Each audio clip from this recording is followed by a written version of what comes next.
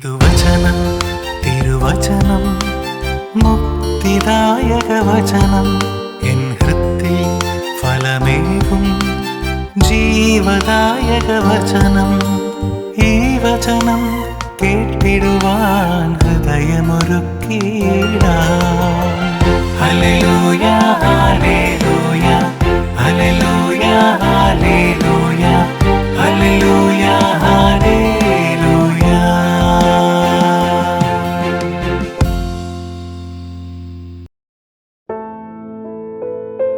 ഈശോയെ സ്തുതിയായിരിക്കട്ടെ. 100 മേലയുടെ ഒരു പുതിയ ഭാഗത്തിലേക്ക് ഏവർക്കും സ്വാഗതം. 2026 ജൂൺ 14 തീയതി ഇന്നത്തെ സുവിശേഷ ഭാഗം മത്തായിയുടെ സുവിശേഷം 9-ാം അധ്യായം 36 മുതലുള്ള വാക്യങ്ങളും അതുപോലെ തന്നെ 10-ാം അധ്യായം 8 മുതലുള്ള വാക്യങ്ങളുമാണ്. ഇന്നത്തെ സുവിശേഷത്തിൽ നമ്മൾ വായിച്ചു കേൾക്കുന്നത് ഇപ്രകാരമാണ്.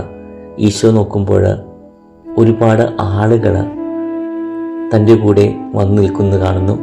അവരെ കണ്ടപ്പോൾ ഈശോയ്ക്ക് അനുകമ്പ തോന്നിയെന്ന്.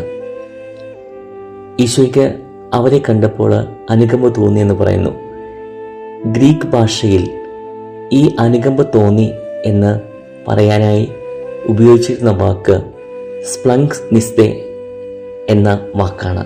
ഈ വാക്കിൻ്റെ അർത്ഥം ഉള്ളു കിടന്ന് പിടക്കുക എന്നാണ്. ഈശോയെ അവരെ കണ്ടപ്പോൾ ഈശോയുടെ ഹൃദയം തരളിതമായി. അവരുടെ ആ വേദന, അവർ ആരുമില്ലാത്തൊരവസ്ഥ കണ്ടപ്പോൾ ഈശോയ്ക്ക് അവരോട് ഇഷ്ടം തോന്നി. അവരെക്കുറിച്ചോർത്ത് മനസ്സ് നൊന്തു എന്ന്. പ്രിയമുള്ളവരെ, അനുദിന ജീവിത സാഹചര്യത്തിൽ അവരിനെ കാണുമ്പോൾ, അവരുടെ കഷ്ടപ്പാട് കാണുമ്പോൾ നമുക്ക് ഉള്ളു പിടയാറുണ്ടോ?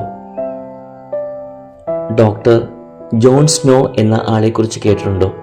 1854 ലണ്ടനിൽ കോളറ പടർന്നു പിടിക്കുകയുണ്ടായി. നമുക്കറിയാം, ചരിത്രത്തിൽ വളരെയധികം ആളുകളെ കൊന്നൊടുക്കിയ ഒരു വലിയ മഹാമാരിയായിരുന്നു ഈ കോളറ.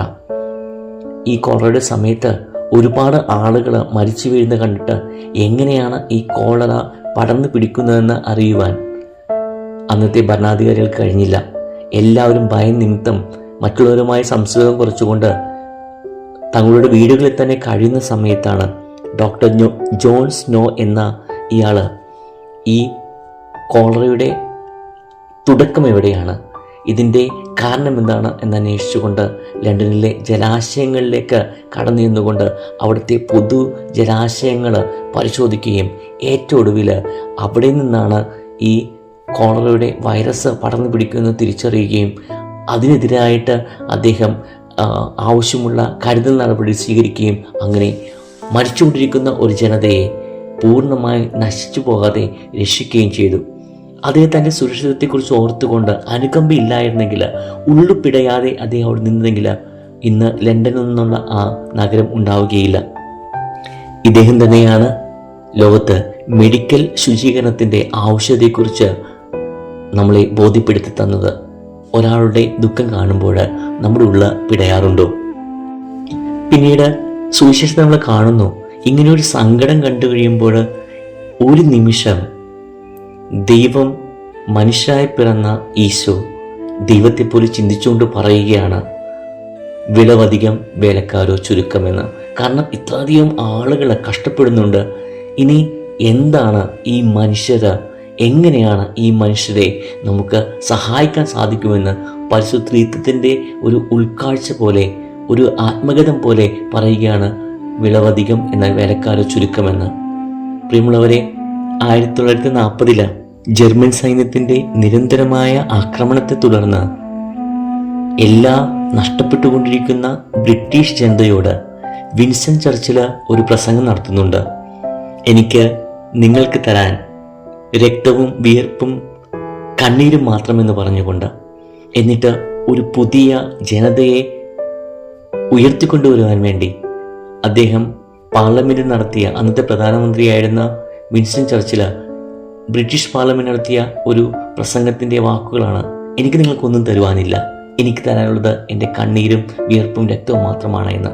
അവിടെ നിന്നാണ് വലിയ ജനങ്ങൾ, വലിയ ജനപിന്തുണ അദ്ദേഹത്തിന് ലഭിക്കുകയും പിന്നീട് ഒരു പുതിയ ബ്രിട്ടീഷ് രാജ്യത്തെ പടുത്തുയർത്തുവാൻ അവിടുത്തെ ആളുകൾക്ക് കഴിഞ്ഞത്. ഈശോയുടെ ഹൃദയം ഇന്നത്തെ ഈ ജനതയെ കണ്ടപ്പോൾ സങ്കടത്തോടുകൂടി ആഗ്രഹിക്കുന്ന ചില കാര്യങ്ങളുണ്ട്. എന്താണ് അവിടെ സംഭവിക്കുന്നത്? ഈശോ പറയുകയാണ്, വിളവധികം എന്നാൽ വേലക്കാരെ ചുരുക്കുമെന്ന്. പിന്നീട് ഈശോ എന്തു ചെയ്യുന്നു? അതാണ് ഏറ്റവും രസകരമായ കാര്യം. ഈശോ സാധാരണക്കാരായ ആളുകളെ തൻ്റെ ജോലിക്കായി വിളിക്കുന്നു. സാധാരണക്കാരായ ആളുകളെ, മുക്കുവന്മാരെയും അതുപോലെ തന്നെ ചുങ്കക്കാരെയും സമൂഹത്തിൽ അകറ്റി നിർത്തി എന്ന് കരുതിയിരുന്ന ആളുകളെ ചേർത്ത് വെച്ചുകൊണ്ട് തൻ്റെ ദൗത്യം ഏൽപ്പിക്കുകയാണ്. നമ്മുടെ ഒരു അനുദിന ജീവിത സാഹചര്യത്തിൽ ആരോടെങ്കിലും ഒരു സങ്കടം, ആരുടെയെങ്കിലും ഒരു ജീവിതാവസ്ഥ കൊണ്ട് സങ്കടം തോന്നിക്കഴിഞ്ഞാൽ നമ്മൾ എന്തെങ്കിലും ചെയ്യാറുണ്ടോ? ഡോക്ടർ ടോണി ഫെർണാണ്ടസ് എന്ന ഒരു വലിയ മനുഷ്യനെക്കുറിച്ച് ഈ അടുത്ത കാലത്ത് വായിക്കുകയുണ്ടായി. ആദിവാസികൾക്കിടയിൽ 30 വർഷത്തോളം സേവനമനുഷ്ഠിച്ച ഒരു വലിയ മനുഷ്യനാണ് ഡോക്ടർ ടോണി ഫെർണാണ്ടസ്. അദ്ദേഹത്തിന് ഗവൺമെൻറ് നല്ല സാലറി കൊടുക്കാൻ ആഗ്രഹിച്ചു. എന്നാൽ അദ്ദേഹം തൻ്റെ എല്ലാ സൗകര്യങ്ങളും മാറ്റിവെച്ചുകൊണ്ട്, ഇതൊന്നും എനിക്ക് വേണ്ട, സാലറി എല്ലാം പാവങ്ങൾക്ക് വേണ്ടി ചെലവഴിച്ചുള്ളൂ, എനിക്ക് ജനങ്ങളെ ശുശ്രൂഷിക്കണമെന്ന് പറഞ്ഞുകൊണ്ട് തൻ്റെ ജീവിതം അവർക്ക് വിട്ടുകൊടുത്ത ഒരു മഹാനായ ഡോക്ടറായിരുന്നു മലയാളിയായ ഡോക്ടർ ടോണി ഫെർണാണ്ടസ്. പ്രിയമുള്ളവരെ, ഇന്ന് ഈശോ പറഞ്ഞ ഈ വാക്കുകൾ ആളുകളെ കണ്ട് അനുകമ്പ തോന്നി. വിളവ് അധികമാണെന്ന് ഈശോയ്ക്ക് മനസ്സിലായി, സഹായം ആവശ്യം വേണമെന്ന് മനസ്സിലായി, ആളുകളെ വിളിക്കുന്നു.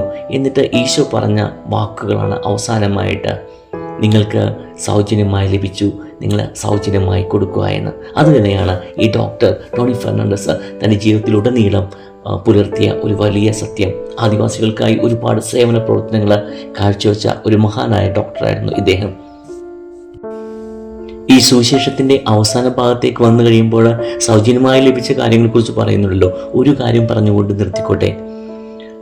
ബൈബിളിൽ, പുതിയ നിയമത്തിൽ പല ലേഖനങ്ങളും ഉണ്ടെങ്കിലും എനിക്ക് ഏറ്റവും ഇഷ്ടപ്പെട്ട ഒരു ലേഖനം എന്ന് പറയുന്നത് വിശുദ്ധ പൗലോസ് അപ്പോസ്തലൻ ഫിലമോന് എഴുതിയ ലേഖനമാണ്. അതിൻ്റെ പ്രത്യേകത എന്ന് വെച്ചിട്ടുണ്ടെങ്കിൽ, ഫിലമോൻ എന്ന് വെച്ചിട്ടുണ്ടെങ്കിൽ കൊളോസിയയിലെ ഒരു വലിയ ധനികനായ മനുഷ്യനായിരുന്നു. അദ്ദേഹത്തിന് ഒരു അടിമയുണ്ടായിരുന്നു. ഒനേസിമോസ് എന്നായിരുന്നു അയാളുടെ പേര്. ഒനേസിമോസ് അടിമത്തിൽ നിന്ന് രക്ഷപ്പെടാനായിട്ട് റോമിലേക്ക് ഒളിച്ചോടി. എന്നാൽ അവിടെ വെച്ച് അദ്ദേഹം പിടിക്കപ്പെട്ടു. അങ്ങനെ അദ്ദേഹം കാരാഗൃഹത്തിലായിരിക്കുമ്പോൾ അവിടെ വെച്ച് പൗലോസും സുവിശേഷ പ്രഘോഷണത്തിൻ്റെ പേരിൽ അറസ്റ്റ് ചെയ്യപ്പെട്ട് തടവിലാകപ്പെടുന്നു.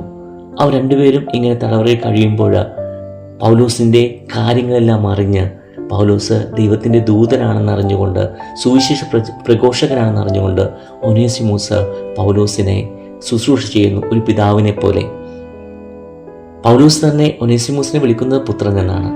അങ്ങനെ അവർ ഇങ്ങനെ സന്തോഷത്തിൽ കടന്നു കഴിയുമ്പോൾ ഒനേസിമോസ് ഒരു നല്ല മനുഷ്യനാണ് തിരിച്ചറിയുന്ന പൗലോസ് ആ സമയത്ത് ക്രിസ്ത്യാനിയായിരുന്ന ഫിലമോന് ഒരു കത്തെഴുതുന്നുണ്ട്.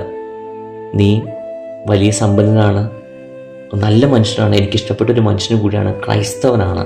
അതുകൊണ്ട് ഒനേസിമോസിനെ ഞാൻ തിരിച്ചയക്കുകയാണ്. അവനെ അടിമയായിട്ടല്ല നീ സ്വീകരിക്കേണ്ടത്, മറിച്ച് നീ അവനെ സ്വന്തം എന്ന രീതിയിൽ സ്വീകരിക്കണമെന്ന്. ഫിലമോൻ ക്രൈസ്തവ വിശ്വാസത്തിൻ്റെ ഏറ്റവും ഉദാത്തമായ മാതൃകയായിട്ട് ഒനേസിമോസിനെ സ്വീകരിക്കുന്നുണ്ട്, അടിമത്തിൽ നിന്ന് മോചിപ്പിച്ചുകൊണ്ട് ഒരു സഹോദരനായിട്ട്. പിന്നീട് ഈ ഒനേസിമോസിന് എന്ത് സംഭവിക്കുന്നു? ചരിത്രം പറയുന്നത് ഒനേസിമോസ് ക്രൈസ്തവർക്കിടയിൽ ക്രിസ്തുവിനെ പ്രഘോഷിച്ച് ഒരു ബിഷപ്പായി തീരുകയും ക്രിസ്തുവിനോടുള്ള സ്നേഹത്തെ പ്രതി രക്തസാക്ഷിത്വം വരിക്കുകയും ചെയ്തു എന്നാണ് പറയുന്നത്. പ്രിയമുള്ളവരെ, അനുകമ്പ തോന്നുമ്പോൾ ദൈവം നമ്മളിൽ ചൊരിയുന്ന ഒരുപാട് കൃപയുണ്ട്. അത് മറ്റുള്ളവരുടെ ജീവിതത്തിലേക്ക് പകർന്നു നൽകുക എന്നുള്ളതാണ്. സൗജന്യമായി ലഭിച്ച അനുഗ്രഹങ്ങൾ കൂട്ടിവെക്കുന്ന നമ്മൾ എപ്പോഴെല്ലാം നമ്മുടെ സഹോദരങ്ങൾക്ക് വേണ്ടി നമ്മുടെ ജീവിതം പൂർണ്ണമായിട്ട് വിട്ടുകൊടുക്കുമ്പോൾ സൗജന്യമായി ലഭിച്ച കൃപകൾ നമ്മൾ സ്വർഗരാജ്യത്തിൻ്റെ ശേഖരണത്തിന് വേണ്ടി ഉപയോഗിക്കുന്നു എന്ന് നമ്മൾ തിരിച്ചറിയുക. ഈ സുവിശേഷം നമ്മളോട് പറയുകയാണ്, നിനക്കിട്ടിരിക്കുന്ന എല്ലാം ദാനമാണ്. അതുകൊണ്ട് ക്രിസ്തുവിനെ പ്രതി കഴിയും വിധം മറ്റുള്ളൊരു ജീവിതത്തിലേക്ക് പ്രകാശമായി, സ്നേഹമായി, കാരുണ്യമായി കടന്നു ചെല്ലുക. അനുകമ്പപൂർണമായ ക്രിസ്തുവിൻ്റെ ശിഷ്യന്മാരായ നമുക്ക് സഹജീവികളോട് അനുകമ്പയും കരുണാർദ്ര സ്നേഹവും പ്രകടിപ്പിക്കാം. ആമേൻ. ഹല്ലേലൂയ.